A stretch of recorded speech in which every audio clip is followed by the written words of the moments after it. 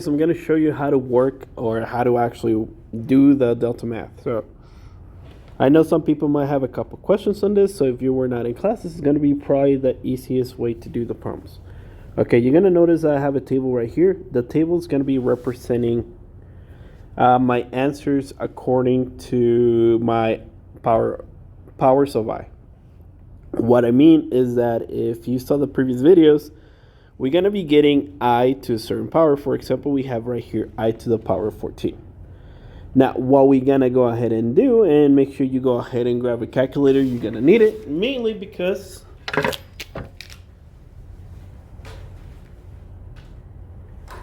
we're going to have to divide a lot of stuff, okay? So grab yourself a calculator, and let's go ahead and start. Whenever you're working on this type of problems, the first type of problems that you're going to see is going to tell you to evaluate the I. So, for example, like this guy right here. All you really have to do is go ahead, look at the number. You're going to be looking at the exponent, which is this one right here, and you're going to divide that number by 4. So I'm going to divide 14 by 4, and let's see what I get. So 14 divided by 4 is going to give me a 3.5. Now, if you were in class, you remember that we only look at the whole number, but this time we're actually going to do it a little bit different. We're going to go ahead and we're going to be looking at the remainder, okay? So we have 4 options. If your remainder is 0, your answer is going to be 1. If your remainder is 0.25, your answer is going to be I. If your remainder is 0.5 or 0.50, your answer is going to be -1. And finally, if your remainder is 0.75, then your answer is -I. Okay, those are the 4 options that we have.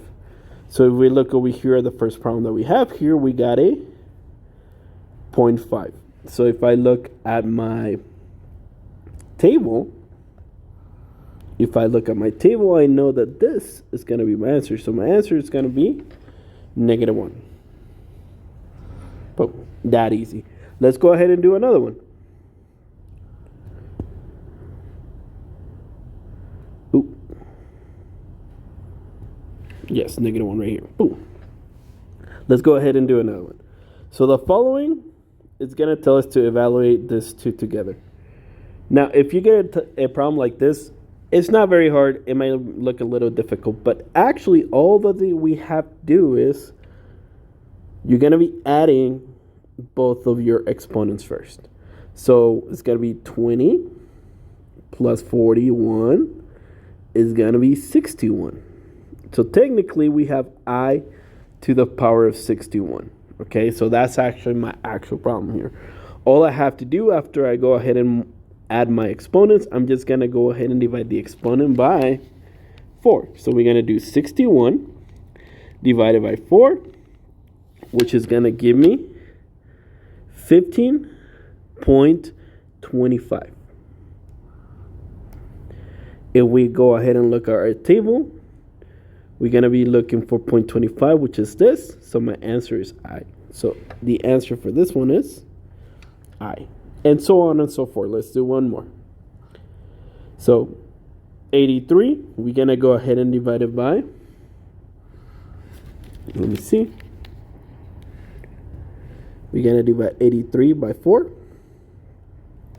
So 83 divided by 4 is going to give me 20.75.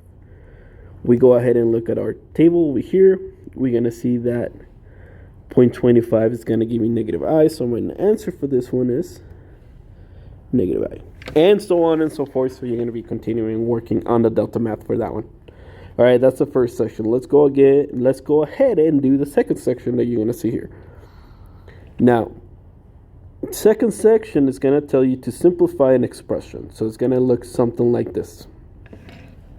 It's going to tell you, please simplify, and you're going to have to set up your answer as A plus BI. That means that we're just going to be putting in complex number format. So let's go ahead and start doing this one. This one might be a little bit tricky at first, but it's actually really easy. You're going to start by looking at your i's. So I to the 36, I to 101, I to 100, and I to 75. So what we're going to do, we're going to go ahead and figure out what that is.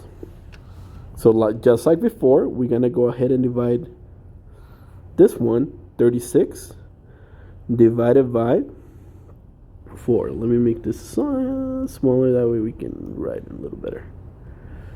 So 36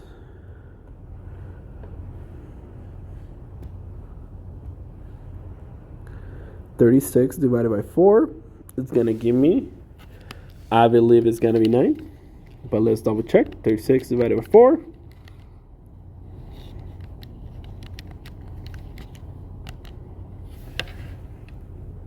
We get 9. Now, 9 doesn't have a remainder, so we're just going to go ahead and look. Over here, if my remainder is 0, my answer is 1. So technically what I have 11, parentheses, 1. Okay, let's go ahead and do this guy over here. So we're going to get 101. Okay, that's 101 divided by 4. So 101 divided by 4 is going to give me, I'm going to put it down here, 25.25. Now, let's look at the table on the top. That's going to be I. So I'm going to put a minus 3 parentheses I. Now, the following is 100. So 100 divided by 4. Let's see what we get.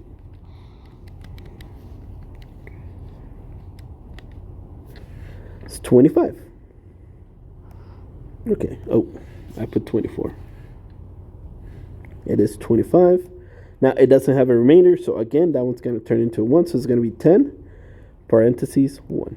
Now, the final one, 75. So, divide this one by 4. And let's see what we get. So 75 divided by 4 is going to be 18.75. So if we look at our table on the top, it's going to be negative I. So this one's actually going to change quite a bit. So it's going to be plus 6 negative I. All right, we have everything that we need, right? We simplify everything. So before I start combining like terms, what I'm going to do, I'm going to go ahead and do my multiplications, this one's. Okay. So 11 times 1 is 11. 3 times I is negative 3I. Now, 10 times 1 is going to be 10. And finally, 6 times negative I is going to be negative 6I. Once I have this set up, I'm just going to be combining my like terms. So I know this one's going to combine with this. And this one's going to combine with this. So 11 minus 10 is going to be 1. Now, negative 3 minus 6. And this is whenever you're adding and subtracting. If you have the same sign, you add them. So we're going to add 3 and 6 together. But we keep the sign of we keep their signs. So it's going to be negative 9I. And that is the format that one is to write it. Write in it. So we are 100% done. This is my answer. Okay, so those are going to take quite a while because you have to simplify the i's first. Okay, so that's how you're going to be working those. Now, once you're done with those, it's going to ask you to add and subtract complex numbers. And this one's actually going to be probably easier than the other one. So I would highly recommend you guys do this one first. So there's 3 sections. This is the final section. It's just literally, you just go ahead and add your complex numbers. For example, we're going to have here, this one and this one. And I forgot to mention, all we're doing whenever you're adding complex numbers, you're just combining like terms. Okay, so the 1 and the 2 and the 3 and the 9 are going to combine. So let's do it. So I have 1. And now remember, I have a minus right here. So that means that this 2 is going to change and that 9 is going to change signs. So that's going to be a negative 2. So negative 1 and negative 2, both of them are the same sign. So I'm going to add them. So that's 3. But because they're negative, I'm going to put a sign right here. It's going to be negative 3. Now let's do the other one. So 3. Now this negative is going to turn that negative 9 into positive. So again, both of them are positive. So 3 plus 9 is 12. So plus 12i. I forgot to write the 1. There we go. And that is my answer.